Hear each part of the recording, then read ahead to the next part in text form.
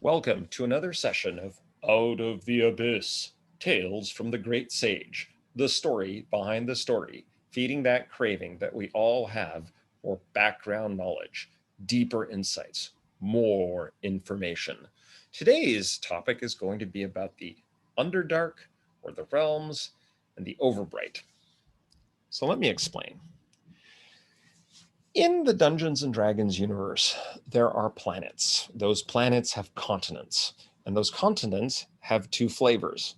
There's one that's above ground, and that's what we call the Overbrite, or the Overrealms, or where normal people live. And then there is a whole region underground of interconnected caverns and lakes and rivers and of civilizations in their entirety that live and breathe and live and breathe and have empires and stories and tales, both good and bad. And that's what we call the Underdark. What's really important to realize is that in our adventure, our heroes began over here in the surface world, or Overbright, were kidnapped by the Drow and ended up in the Underdark. From the Underdark, they spent a whole lot of time trying to figure out a way out. It turns out that folks in the Underdark consider the Overbright as uninteresting as the folks in the Overbright, or surface world, consider the Underdark.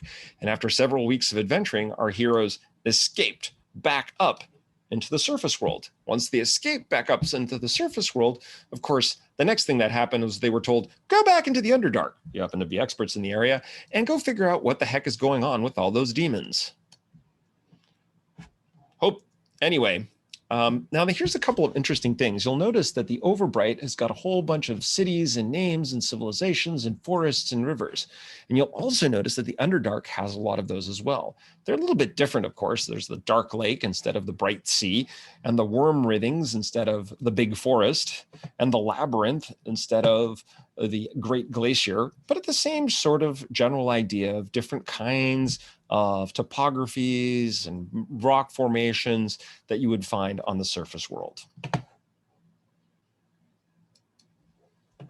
I hope you enjoyed this session of Out of the Abyss, Tales from the Great Sage.